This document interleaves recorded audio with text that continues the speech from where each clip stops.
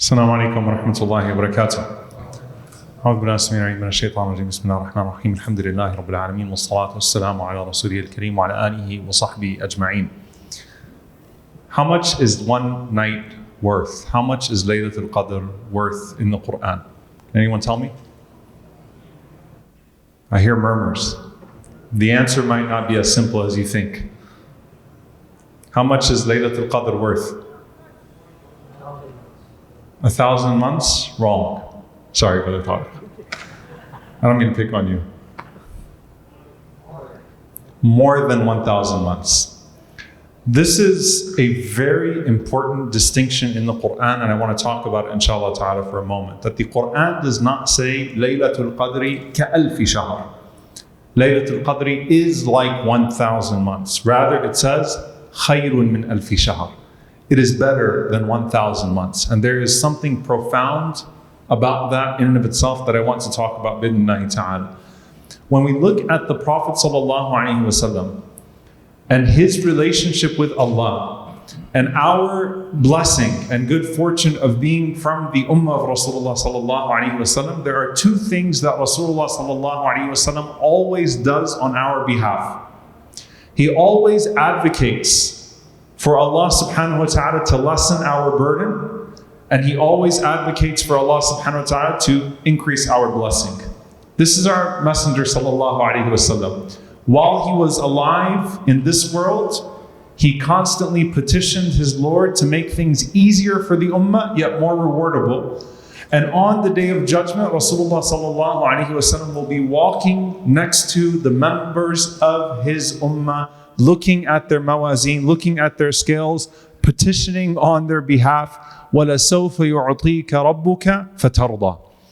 And Allah will keep on giving you, O Muhammad sallallahu alaihi wasallam, until you are pleased. Every Nabi, every Prophet has an accepted dua. Rasulullah sallallahu alaihi wasallam said, I have left mine until the Day of Judgment. When he would fall in sujood, when he would fall in prostration and advocate for us. And when the Prophet ﷺ went on the journey of Al-Isra wal-Mi'raj, and we know the conversation that took place between him and Musa alayhi salam, when Musa alayhi salam told the Prophet ﷺ, go back and ask Allah subhanahu wa ta'ala for less, for takhfif, for less. Let me ask you a question, and this is very serious to just think about. Do you think Rasulullah ﷺ, when he received the order for 50 salah, do you think that the Prophet ﷺ thought to himself, that's too much? I mean, we know his ibadah alayhi salatu wassalam. 50 prayers would have basically meant that we spend our entire day in salah, that we live our lives in prayer, and that everything else figures itself out. But Musa alayhi salam said, your ummah would not be able to handle it. And the Prophet ﷺ went back to Allah subhanahu wa ta'ala on behalf of us, on behalf of the ummah. Ya Allah, make it less. Ya Allah, make it less. Ya Allah, make it less. Until when Musa alayhi salam told Rasulullah sallallahu alayhi wasallam that 5 is even too much, the Prophet ﷺ said, now I feel shyness. He felt too shy alayhi salatu wasalam to go back to Allah and say, Ya Allah, less than 5. And subhanallah, la yukallifu Allahu nafsan illa wasa'aha. Allah does not burden a soul beyond its scope. We're blessed, alhamdulillah. 5 prayers is not too much, alhamdulillah. It is not too much. But on top of that, what did Allah subhanahu wa ta'ala say to the Prophet ﷺ? That the reward of their 5 will be 50. The reward of their 5 will be 50. How does Laylatul Qadr come about? Imam Hassan al-Basri rahimahullah tells us about our Messenger sallallahu alaihi wasallam. Anytime Allah gives him, the Prophet ﷺ thinks, how does that translate into giving to the ummah? He said that Allah Azza wa Jal gave the Prophet ﷺ al-Kawthar. Allah gave the Prophet ﷺ al-Kawthar, abundance, that particular river, and the Prophet ﷺ wanted something for his ummah, so Allah gave him Laylatul Qadr. That's one thing. Abundance for the ummah as well. Sallallahu alaihi wasallam. On top of that, we know some specific details about how the Prophet sallallahu alaihi wasallam particularly asked Allah subhanahu wa ta'ala for a gift that we are all looking for the last 10 nights. And that is that Anas ibn Malik radiallahu ta'ala anhu said that Rasulullah sallallahu alaihi wasallam saw some of the previous nations. He was given some of the akhbar, some of the news of the nations that came before. And the Prophet ﷺ understood that the a'mar of people, the average lifespan of this nation is shorter than the average lifespan of those nations that came before. And the Prophet ﷺ said, A'maru ummati, the average lifespan of my ummah is what? Between 60 and 70 years old. That's the average lifespan of my ummah. So when the Prophet ﷺ saw that, what did he think of right away? Anas radiallahu ta'ala anhu said that he was distressed, sallallahu alayhi wasallam, أَلَّا يَبْلُغُهُمْ مَا بَلَغَ غَيْرُهُمْ مِنَ الْعَمَلِ, that they would not have the opportunity to do the same deeds that the other ummah, the other nations had the ability to do. So Allah subhanahu wa ta'ala gave him Laylatul Qadr as a gift to the Prophet sallallahu alayhi wasallam's ummah. Laylatul Qadri khayrun min alfi shahr. And we know that though this is not a hadith, they are narrations from Mujahid and others within the books of tafsir, that the Prophet ﷺ saw a particular man who lived a whole life of doing good deeds. And the Prophet ﷺ wanted his ummah to have the opportunity to reach that. So Allah subhanahu wa ta'ala gave him Laylatul Qadr, a lifetime, 83 years. However, the minimum is 1,000 months. How do we interpret ahadith about the reward of Allah subhanahu wa ta'ala? We get as specific as possible in regards to the deeds that we are to do in order to observe. But then when we interpret the reward, we interpret it in the most expansive manner possible, and that is in our husn al-dhan in Allah subhanahu wa ta'ala, our good expectation of Allah. So let me be very clear here. When there is any ayah or any hadith that mentions a reward from Allah subhanahu wa ta'ala, the calculations that are done by the scholars are to see how can we fulfill the action that is being called to in that particular ayah or hadith. So what does it mean to observe Laylatul Qadr? What does it mean to observe this? What does it mean to observe that? And so you'll find the ulama go through the painful time and process of trying to derive the most specific recommendations possible for these types of deeds.